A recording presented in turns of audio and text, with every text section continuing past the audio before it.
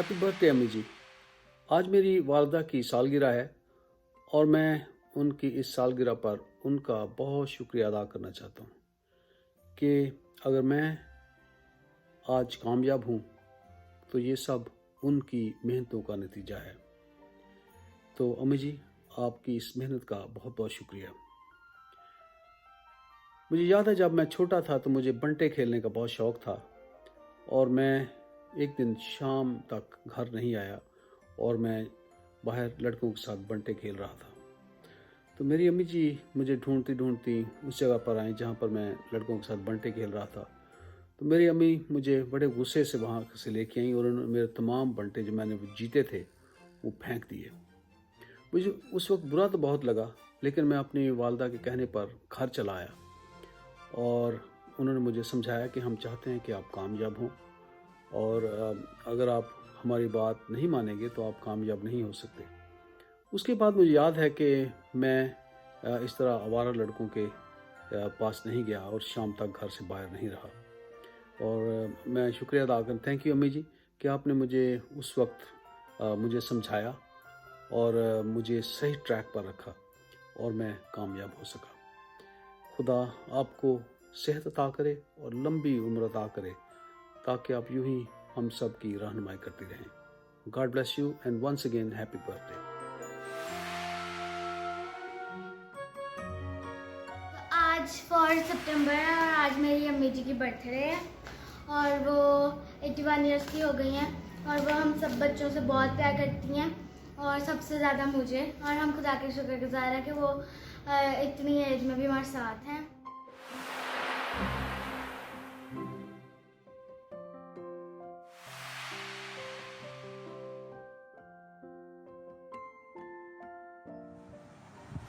बाकी तमाम माँओं की तरह जैसे कोई माँ जो है अपने बच्चों के लिए बहुत कुर्बानियाँ देती है या बहुत मुश्किलात बर्दाश्त करती है और फिर जाके बच्चों को कामयाब करवाती है या उनको किसी मकाम तक पहुँचाती है।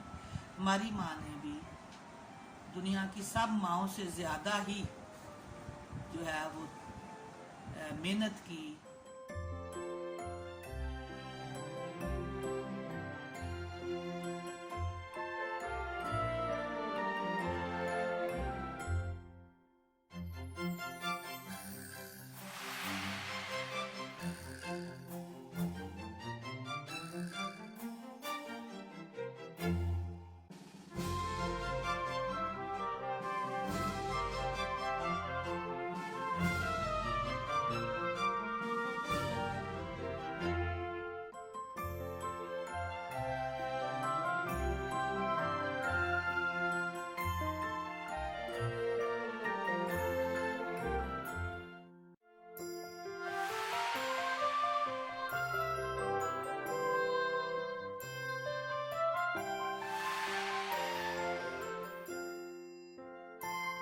आज 4 सितंबर 2020 है और आज हमारी वालदा मोहतरमा एस्टर मार्गरेट की 81वीं सालगिरह है। मैं जब पीछे मुड़कर देखता हूँ तो नज़र आता है कि हमारी अम्मी जी ने अब्बा जी के साथ मिलकर एक ख्वाब देखा था और वो ख्वाब था अपनी ख़ानदानी ज़िंदगी को कामयाब करना और अपने बच्चों को ज़िंदगी में कामयाब करना। उन दोनों ने ये ख्वाब इकट्ठे देखा, कामयाबी हासिल की। आज अब्बा जी हम में नहीं हैं, लेकिन अम्मी जी देख रही हैं कि उनके 5 बच्चे ज़िंदगी में किस कदर कामयाब हैं और अपने अपने घर पर खुशहाल हैं। लेकिन अपने बच्चों को इस मंजिल तक पहुंचाने के लिए अम्मी जी और अब्बा जी ने बहुत सख्त मेहनत की। वो दोनों मिशनरी टीचर थे। अब्बा जी अपनी वफ़ात तक टीचर रहे, वो बाद में गवर्नमेंट जॉब में आ गए थे, लेकिन अम्मी जी ने बीच में जॉब छोड़ दी थी बच्चों की परवरिश के हवाले से। तो मुझे याद आता है कि चूँकि हम 5 बहन भाई हैं और 5 में से 4 जो हैं वो हॉस्टल में होते थे और मैं अम्मी जी और अब्बा जी के पास होता था। तो मैं देखता था कि चूँकि दोनों की, मेरे अब्बा जी और अम्मी जी की प्रायोरिटी ये थी कि बच्चों को तालीम दिलवानी है, तो अब्बा जी की आमदनी का ज़्यादातर हिस्सा बच्चों के तालीमी अखराजात की मद में चला जाता था। तो अम्मी जी ने अब्बा जी का हाथ बटाने के लिए घर पर बकरियां रखी हुई थी और घर के बाहर जो सहन था उसमें मुख्तलिफ़ किस्म की सब्ज़ियां उगाते थे। जिनको फिर हम जिस मौसम की सब्जियां होती थी हम घर पर इस्तेमाल किया करते थे। इस तरह अखराजात की मद में एक बहुत बड़ा मदद का सिलसिला था। मैं सोचता हूँ कि उस वक़्त जब वसाइल ना होने के बराबर थे और कोई सहूलत हमारे घर तक उस वक़्त होती नहीं थी, मौजूद ही नहीं थी, क्योंकि जॉब के सिलसिले में अम्मी जी और अब्बा जी कभी 5 चक रंगपुर, कभी 270 TDA, कभी 31 चक, कभी खानेवाल, इस तरह से उनकी ट्रांसफ़र्स होती थी। लेकिन उनका वो जो एक मुश्तरका ख्वाब था कि उन्होंने अपनी ख़ानदानी ज़िंदगी को कामयाब करना है और अपने बच्चों को आला तालीम दिलवानी है, उसके लिए वो हमेशा पुरअज़्म रहे। हालात जो भी रहे, उन्होंने वसाइल नहीं थे, फिर भी उन्होंने किसी भी तरह से अपने किसी बच्चे की तालीम को भी दरमियान में रुकने नहीं दिया। हम पाँचों बहन भाइयों ने रेगुलर कॉलेजेस और यूनिवर्सिटीज़ में तालीम हासिल की।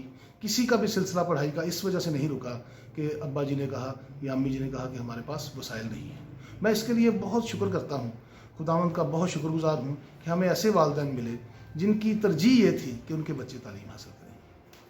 अम्मी जी आज हमें कामयाब देखती हैं, बहुत खुश होती हैं कि उनके बच्चे मुआशरे में एक मुनफरिद और मुमताज़ मकाम रखते हैं, और वो कामयाब हैं तो अम्मी जी खुश हैं। उनकी सेहत बहुत अच्छी है, हम इसके लिए खुदावंद की शुक्रगुजारी करते हैं। वो हर रोज़ सुबह उठकर खुद चलकर चर्च जाती हैं, अपने सारे काम खुद कर लेती हैं। हम बहुत शुक्र अदा करते हैं कि वो हमारे दरमियान मौजूद हैं ताकि वो अपने बच्चों की खुशहाल ज़िंदगी को देख सकें।